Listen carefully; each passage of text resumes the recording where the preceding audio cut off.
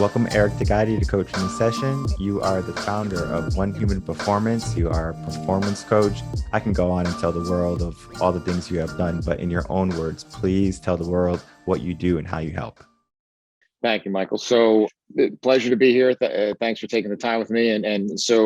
I've spent the last 24 years plus helping people perform their best. And that ranges from weekend warriors all the way out to professional athletes and teams, as well as being able to be an instructor for fitness education and training education for other trainers, strength coaches, physical therapists, and athletic trainers around the world, both being a lead instructor for functional movement systems, as well as teaching my own curriculum.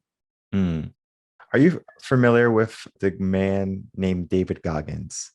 Of course I am. Yes, I've read his book and I've actually came across him first through Jesse Itzler's book, which is Living with a SEAL. Yeah. And what he talks about in the books is about like being flexible. Like I know is one point in the book where he was like, I couldn't even move and he wasn't flexible. And he went to go see someone like yourself where he's like, yeah, your movement is all messed up and it's going to take like 2 years for you to get back. Can we talk about the process of helping people regain their mobility after they lost it? Yeah. And so the first thing you need to do is really have a good diagnostic or some type of assessment to figure out, did they actually lose it? Because sometimes what's happened is you have this mobility restriction. Like, let's say you can't touch your toes and you automatically assume this is a tight part somewhere, right? And we'll go blame the hamstrings. If my hamstrings are too tight, that's why I can't touch my toes. Well, there's other reasons why you can't touch your toes. And there could be number one, most important thing is there could be pain, and it's a protective mechanism and you're guarding that range of motion. And so we have to figure out if there's pain, then we dive even deeper to say, is this pain something that's driven from a musculoskeletal issue, or is it pain because you actually have a medical issue, right? Because I've had people come in with low back pain because parts that are tight and parts that are weak, and it's a musculoskeletal situation. Or I've had people come with low back pain that they later found out was a cancerous tumor, right? That it was something else that we weren't going to do anything about in terms of on the fitness side of things. So that's the first thing. And then the second thing is sometimes we won't allow ourselves to go in certain positions and postures and shapes because we don't have stability. And your body is smarter than us sometimes. And it's a protective mechanism that you have these receptors in your tendons and in your muscles that sense length and tension. And if it's sensing you're going into a place that you don't think you can get out of or that's unsafe, it'll put the brakes on. And so those tight hamstrings are tight for a reason. And if we go and just stretch them, we actually may make you worse. We may put you in an unsafe position because they were the only things saving you from going into a really bad position. So that's the first thing, is figure out, is it really tight in the first place? And then from there, then you have to figure out, why is it there and where is it specifically showing up? So let's keep going with the hamstrings. Is that if I test you and I put you through a full screen of different movement patterns, right? And you can go to a full deep squat, you can get into a lunge, but then when I ask you to hinge your hips and touch your toes, then all of a sudden that's where the restriction shows up. Well, if you truly had stiff hamstrings or a stiff tissue somewhere, it probably is going to show up in a bunch of these tests. But if it only shows up in one test, now you have a pattern problem, right? You have a flexion problem. You don't necessarily have a tight hamstring because that tight hamstring is not showing up everywhere. So then I have to break that down into a pattern. If I see it as a more global thing where every time I put you in a different position, you get restricted and you can't extend your hips, well, then you may really have a tight hip flexor or something like that. And then we can go proceed appropriately. So first thing is being a detective and figure out answering all these questions first, because if I just go blindly giving you a bunch of stretches, I could actually make you worse. So there's an analogy I use, Michael, and what it is it's kind of like tuning a guitar, right? If you take the greatest guitarists in the world and you put them up on stage with an out-of-tune guitar, their skill is diminished. They don't sound all that great anymore. By the same token, if you give me the most finely tuned guitar in the world, I'm never going to be Jimmy Page or Clapton or a great guitarist because I don't have that skill. So the first thing you got to do is make sure that you have everything at your disposal, all those things tuned. And so when you go and tune a guitar, you don't just tighten all the strings. You don't just loosen all the strings. You have to listen to each one. And there's people who are part of the road crew that before they go on stage, they listen to each one. And sometimes it needs a little tightening. Sometimes you need a little bit more stability and control. Sometimes it needs a little bit of loosening and you need to tune it down. And that's where we need to add some more mobility. And then when we get into mobility, there's a bunch of different ways we can go about getting that. We can do it with a foam roller, a trigger point gun. We can do it with manual stretching. You can do it with different types of breathing techniques. You can do it a lot of different ways you can gain mobility. And finding the right tool for that is also a little bit of an art as well. Mm. Just to kind of keep on with the guitar tuning as our example. Sometimes you might be playing guitar and you say, this kind of sounds off. And then you're like, all right, the strings are probably out of tune, but I'm going to keep on playing. How often do you see that people keep on with an ailment that they have, whether it be my knee hurts, but I'm not going to go see a doctor. I'm not going to go see a performance coach. I'm literally going to keep walking on my knee until I can't walk anymore. Using the analogy again about the guitar, they're going to keep on playing until the string breaks or the whole guitar busts, right? They don't take the time out to fix the small problem, and then eventually it turns into a bigger problem. How often do you see that? Or maybe even get into the realm of, why do you think people wait until it's so bad versus doing mitigation in the beginning? Unfortunately, you see it all the time. And so there's a lot of reasons why that happens. Sometimes they don't have, to use the guitar analogy, they don't have the ear to even know it, right? They don't even know that that thing is off. And if there's a model called the 4 levels of competence that I usually explain to people, is that the first level is that you have what's called unconscious incompetence. Like, you're screwed up and you don't even know it. And you thought you were healthy, and all of a sudden I put you through a battery of tests and you realize, wow, I can't even do a clean push-up, or I can't even rotate to the right. And all of a sudden now you create this awareness. That's that next level, is that conscious incompetence, where I kind of know I'm screwed up, but I don't know what to do about it. The third level is conscious competence, where I can kind of give you awareness to say, okay, well, if you can set your shoulder this way, or position your spine this way, or get your hips to do this, that's going to change all that. And that's not something that's going to be natural to you. Mm-hmm. When we can get that so it's ingrained and that's just part of your natural behaviors, that's when you get to unconscious competence. That's what we want to have. So the first thing is just, most people don't have the awareness of it. They don't even realize that they're wearing out their knee every time they go for their 2-mile jog. The second reason is they just assume you're supposed to feel like crap. Like, they assume that, after 40, things are supposed to hurt. They assume that, well, I'm a professional athlete, or I'm an athlete, I'm supposed to feel like crap. Well, not necessarily. Or maybe they've never even felt good to know what it feels like to feel good. And that's one of the best things I can give my clients, especially I tell my athletes, is to give you better awareness, so you actually know what it feels like to feel good. So when that guitar is out of tune. And then you go to the last reason, which is a very real reason, is you take someone like David Goggins, when the torture he put himself through, I would not recommend to anybody, nor do 99.9% of the world ever need to do, because he was trying to achieve a status of an elite special forces soldier that most of us couldn't even dream to imagine. And so he had a lot of stakes on the line, and that he got to a point where he was literally duct taping his lower leg because he had stress fractures. But that was his last chance, that if he didn't make it through he didn't make it through Bud's training at that point, they were not going to give him another chance. The stakes are way too high. And so if I'm dealing with professional athletes and it's like, look, it's my contract year, and if I go into that training room and tell them that, my hip's bugging me, I'm going to go in an MRI tube. And if they find something, that could affect my livelihood, my ability to put food on the table. And so that's a very real reason. Now, most people, as they're listening, that's not your reason. Like, don't keep going for your 5-mile jog if your knee's bugging. You find out why your knee's bugging. I think it's a bit of stubbornness too, and it could be societal, because, for example, when I was in college, I think I was still in college, or I was just finishing up and I started my teaching career. I was training for a 5K marathon, and I tweaked my leg or something, hamstring, whatever it was. I tweaked something. And so I said, I'm going to take a few days off. So I took 3 days off, and I thought that would be enough. It wasn't. So I started training again, felt it immediately. And I was like, well, I'm still doing the 5K. I already signed up. And I did the 5K. And after the 5K, it's like I could barely walk. And then that formed into sciatica, which I had to deal with for 2 to 3 years. And I was like, man, I should have stopped at that point when I knew I should have stopped, but I kept on going. And then I just compounded what I did to my body.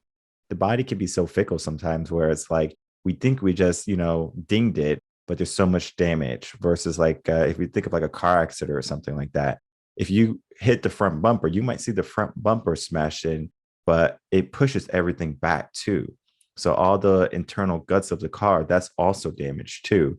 And I think many people don't see past their exterior, right? So they just try to put a band-aid on themselves where they say, okay, well, I'm gonna take some Tylenol and I'll be good to go. Or I'm just gonna put some ice on it and then I'll be good to go. That way of thinking, do you think that's kind of like a generational thing, societal thing, or it's just human nature just to kind of say, okay, quick band-aid, keep on moving? The human nature thing, there's two sides of it, but there is certainly an element of that no pain, no gain that we see, the commercials. Hey, don't let your pain stop you from doing what you want to do. Take these pills and you'll be fine. And, Mm-hmm. your pain is not an Advil deficiency. Your pain is a real thing trying to tell you something to stop doing whatever you're doing. There's a segment in a course that I teach on how to design programs. And I teach this to trainers and strength coaches and physical therapists. And there's a section where I talk about the cost of training, and everything we do has a certain associated cost to it. Not always are those costs bad. Like, there's metabolic costs. Like, if you go out for your run, you're going to burn a certain amount of calories. And if I'm looking to lose weight, that's a great thing, right? But there are others costs like structural costs. So if you go out and run and you don't have the mobility to properly run, something is going to get caught in that crossfire. And it could be in your case, it might be your knee or your hamstring or your hip or something like that. And understand that, okay, we were able to burn calories, we're able to get a physiological effect of better conditioning, but at the cost of my knee. And so you go back and you tell your story and say, okay, well, I don't want to give up that $75 registration fee, right? And if I said to you, all right, I got a deal for you, Michael, for $75, you're going to get to run this race, but for the next 6 months, you're going to be miserable. I got a deal for, did you take it? No. And so people don't understand how to kind of weigh out those costs. And part of, designing a good training program is being able to measure out kind of what your personal budget is to see how you can, best use those costs. And that budget is something that changes every day. So I may have a program that I wrote for you that is the ideal program. We've done a complete assessment on you. We know your background, we know your goals, we know all of these things. And I wrote this really good program. And now all of a sudden you show up for the workout on Monday morning, and I found out, well, maybe you have a newborn at home and you got a lousy night's sleep, or you were at a dinner party and you had a couple drinks and you ate some really crappy food, or you're on a cross country flight, or you rolled your ankle playing basketball, and the dynamics of us change. And so I have to adapt that programming somewhat to that. I can't just keep putting the pedal down, because that's not how training works. It's not a linear upgrade that you go up, because if that was the case, I'd be bench pressing 1,000 pounds and running a 3-minute mile. But it doesn't work. You challenge yourself, and basically your body says, oh my gosh, I don't know what you just did, but I'm going to have to come back a little bit stronger from that. And so it does this kind of undulating breakdown, recover type of thing. And you're only as good as your ability to recover, and that budget of what you can allow yourself based on your sleep, your nutrition, your recoverability, your resilience. And so I'll kind of wrap it back around to the societal thing. Is there's another section of the course I talk about. We're at an interesting crossroads right now in our society, where we have kind of two polar opposites that I'm seeing that are walking in the door. One is the fragile person, okay? And we've been on this path for a long time, and then the pandemic just really put the pedal down on it, and that we're becoming more and more of a fragile society. We don't move as much, we don't eat as well, we don't handle stress. We have more environmental stressors, we don't have mechanisms to deal with those stressors, and so we're becoming a very weakened species on one side of things. And then you compound that by you stick somebody in their living room in front of a laptop at a dining room table as their workstation, and the only time they move is to go get DoorDash, right? And then so you have those people who are now very fragile, and it doesn't take much to break them, right? It doesn't take much to have anything go wrong for their back to hurt, for their knee to hurt, because they're a very, very fragile organism. Now let's go to the opposite side of the spectrum. When I started doing this 20 plus years ago, I don't remember the obstacle course race business being a multi-million-dollar business. There wasn't CrossFit. There wasn't these boot camps and all these different things that are really extreme physical endeavors it's great to see people doing this. But because they're not always prepared for those things, because maybe they do sit at a laptop all day at their dining room table, they end up getting broken. Now, both of these people come in my door and they say, I have a fill in the blank issue, hamstring, low back, shoulder. they need very, very different course of action because they're coming in for very different reasons. And I can imagine just being out maybe at, happy hour or something with your friends, and all of a sudden your friend says, yeah, I'm going to do Tough Mudder. And then, yeah, that'd be a great day. Everyone's drunk. It's like, yeah, let's do it. And then you sign up on your phone at the bar. And then before you know it, it's going to be the weekend of Tough Mudder. And you're like, what the heck did I get into? And you're not prepared. You didn't train. And when you run this race, you get hurt, or you really get an understanding of, wow, like I'm out of shape. And it's kind of like a wake up call. The wake up call can be a good thing. And if you got hurt, it's not necessarily a good thing.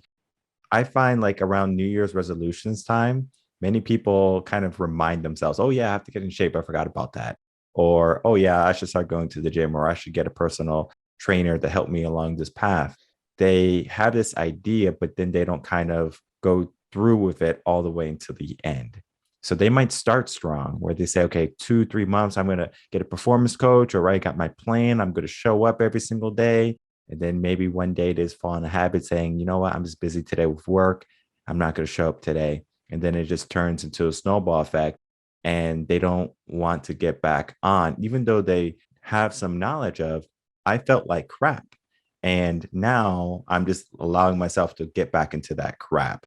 Right. So it's kind of like they start, they stop, they start, they stop. And using me as an example, I did that when I was in high school. I was full throttle weightlifting, athletic guy.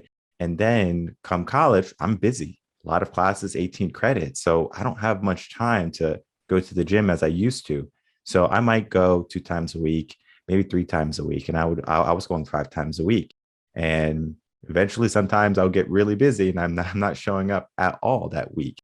And then I'm like, okay, 3 months later, I'm like, I got to get back on. I get back on and I'm like, I'll never stop again. Guess what happened 6 months later? I stop again. It's kind of like that habitual thing. It's like I get busy, life gets busy for me. And then I just say, well, what can I take away?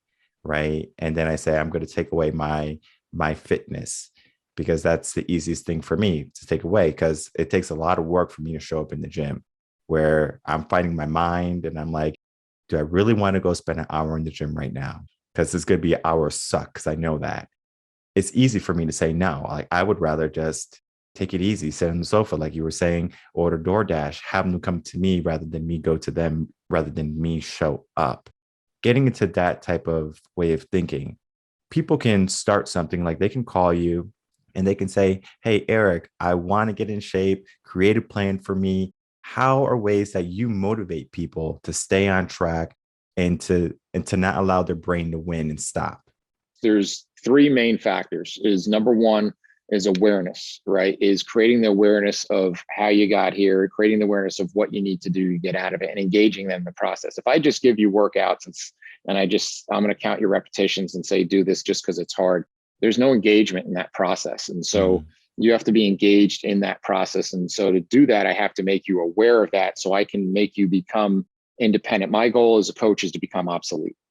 And so I need to first create awareness of certain things to say, wow, if it's a matter of making you aware that, wow, I didn't realize that my sleep gets affected if I have a drink after this point in time, or I didn't realize that my brain function goes down if I eat certain types of foods, that I didn't realize the connection between certain things, that this is a holistic process. This is not just show up in the gym for an hour and then forget about it the next 23 hours. This is basically creating a new version of myself. And so the second piece of that is it's really just about habits, and it's about creating non-negotiable habits that this is just who Michael is, right? This is and so, if someone was to introduce me and say, hey, Michael, meet my friend Eric, he's a trainer. And then you have this label that is whoever you are. Well, your label to yourself really is that deal of non-negotiable habits of this is just part of what I do. I always say that the best industry in the world is at doing this is the dental industry. Like no one has ever said, I just don't have the time because I got to spend 10 minutes in the morning, 10 minutes at night, brushing my teeth. And, it's so time consuming. They just made you believe that this is something that you need to do in order to maintain your health. And it's the only thing we do proactively for our health. For the most part, right? Everything is reactionary. I'm going to take the pill after it hurts. I'm going to go see the doctor after I'm sick. This is the only thing proactive we do. and we take it on faith that this is what we need to do, and we don't think about it. It's just a non-negotiable habit. This is just part of my day. And if that becomes, hey, part of my day is I do 10 minutes of breathing or meditation, or I do 10 minutes of mobility work every day, and that's what I do every morning. That's a non-negotiable. And if that becomes part of of who you are and who your definition is to yourself, that then is going to be the key to this, right? It's not about just, I'm going to go to the gym and magic happens, and then I don't have to think about it the other 23 hours. Mm-hmm. And then the biggest part of all of it is your why. Is why are you actually doing this? Like, what is going to happen? And so if we get started together, the first thing I do is we kind of do a little bit of an interview, and I'm like a 4-year-old. I ask lots of questions, and I ask why about 100 times, right? And until I can peel the onion back to say, okay, well, why are you here? Well, I want to lose weight. Well, why do you need to lose weight? Well, I want to look better. Well, what is that going to look like? Is it, if you didn't lose a pound, but you look the way you want to look, would you care? No, I guess not. Okay. So then how are we going to judge if you're actually where you're at? Well, I want to be able to fit into these jeans. Okay. Well, if you fit into those jeans, then what happens? Right. And so what can you now do that you couldn't do before? Well, I can go out and then once you can start to see what the true attachment is, there's your why. And that's that's what's going to always get you out of bed and not hit snooze, right? That's going to get you to order the salad instead of the cheese fries. Is you got to look at your why and say, why am I doing this? And if your why is strong enough, then it's easier to make those decisions. And combining that with the awareness piece is understanding that, there are some times that it's okay to have the French fries. It's not the end of the world, right? That this is not a one-shot deal, right? I always say, this is a decision you have to make every day. Getting in shape is an everyday decision. And so it's not like buying a car or a laptop computer where I buy it and it's mine. You don't get in shape and then you're in shape, you're in the club, right? You're in the door. And no, it doesn't work that way. You have to kind of earn it every day. And so with that, I've never had an athlete that achieved at a high level that said, it was that one workout I did in 2017 that got me here, right? It was, I got up every morning in the mornings that I didn't want to get up, and I worked out. And the workouts that are generally the ones that are going to create the greatest value for you are the ones that you didn't feel like doing. Yeah, the idea of every day you have to show up. It's not just a destination. One day I'm going to be fit. And I look in the mirror and say, well, I'm fit and I can stop. And sometimes people say, well, once I give myself this goal weight, right, I get to my goal weight, let's say is 200 pounds, right? So, and I'm 250. So I'm 250 and I'm trying to get to 200 pounds. Once I get to 200, perfect. I got to my goal weight. My goal is completed. I can live my life again. But we're living wrong. We're going out, McDonald's, ice cream, cakes, all that stuff. Before we know it, we're back at 250. We weren't conscious, or we weren't aware is big, right? We weren't aware, that awareness of, okay, are we maintaining our goal? And sometimes people give themselves a goal or a task, they complete it, they get there, and then that's it. It's kind of like a relationship where they say, well, I got the girl, and then they don't do what is needed to keep the girl, right? So divorce is rampant. Why? Because they didn't do communication. They stopped buying her flowers, taking her out. All of those things are compound effects that eventually she's going to say, well, what's the point, right?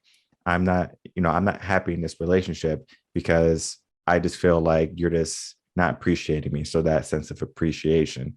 And I think we as people sometimes lose that appreciation until it's lost, where I'm going to appreciate my body more when I recover from an illness or an injury versus if I was just already feeling normal. Perfect example. If the common cold comes your way, I can't breathe, I can't talk, I feel miserable, I'm dying. And then as soon as you feel better, well, I'm back to normal, right? You're not thinking about all that suffering that you went through, because when you were sick, you were thinking the only thing I want right now is to feel normal, to get back to where I was so I can breathe again, so I can continue living my regular life. Now, that's one way of thinking. But then at the same time, why did you get sick? Looking even deeper for the reason, and then trying to mitigate that so it doesn't happen consistently in your life. Now, of course, the common cold is going to come your way, especially if you have children. They're going to be going off to school, bringing back who knows what. So you're going to be dealing with all of that. But then you also want to make sure you're healthy So being aware of the type of person you are, what you're putting into your body, being conscious, and then of course knowing your why. How healthy do you want to be? What do you want to be able to do? And I tell my father, because he's getting up there in age, I say, hey, you're going to have grandkids. Are you going to be able to keep up with them? And he's like, yeah, that, you're right. So he's on the floor doing push-ups now, and he's doing walking around the block. So he's being more active than if I didn't say that to him, because he was just kind of going on, well, I'm getting older. So he was using that excuse as I'm getting older. So whatever comes my way is just what age is. And what you said, earlier, is not so much about age. It's about, well, what do we want in our life, right? Being aware of what we would like to have. And if something's wrong, let's fix it before it becomes an issue. So what I want from you is a few final words. It could be talking about what I just said, or maybe any last blurbs that you would like to say. And then please tell people where they can find you.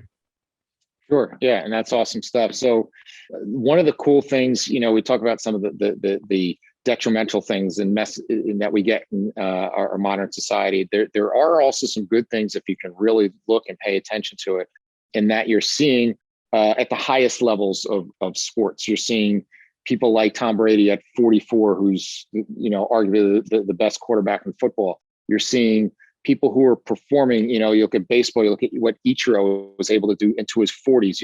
You see what people are doing. They're redefining what certain age markers really look like and can be. And then I'm seeing it firsthand with everyday people. I had two clients that I saw this morning. They're both in their 60s. One is a black belt in Taekwondo. The other one is a competitive tennis player, and he likes to brag how he goes out and beats people 30, 40 years younger than him on a regular basis. I think actually today he did, over the course of his the course of a 45-minute session, not all in a row, but in a course 45-minute session, he did 20 chin-ups at 65 years old, right? Where most people wouldn't think like that's something is safe to do, but absolutely is. He's prepared himself to this point. He didn't start at that, but we've worked up to that ability. So we're just going to keep pushing it until nature tells me that it's not there, right? So redefining what your expectations are is something that we're seeing. That's why sports are being played at such a dramatically higher level right now, because we keep getting better at figuring out ways that we can utilize and leverage nature and science together to optimize our bodies to really be able to do things that we didn't think were possible, even 10 years ago. And so not creating these self-limiting beliefs, whether it's your age, whether it's, hey, well, I was never an athlete as a kid, or I'm the third string kid on my team. That's just who I am. Well, you can recreate who you are every day. And it's pretty impactful what you can do with the right, recovery mechanisms of sleep and nutrition and the right training mechanisms and knowing how to go about challenging yourself in the right way and managing all those stressors to optimize yourself. So if anybody has any questions, the best way to get me is on my website, which is just my name, Eric Dagati, EricDagati.com. Since I do a lot of public speaking, I created something right on the homepage called Ask Eric. And so if you have a question, and so it's tomorrow, and Mike will be like, oh, I should have asked him about, is foam rolling good? What about, what can I do to strengthen my rotator cuff?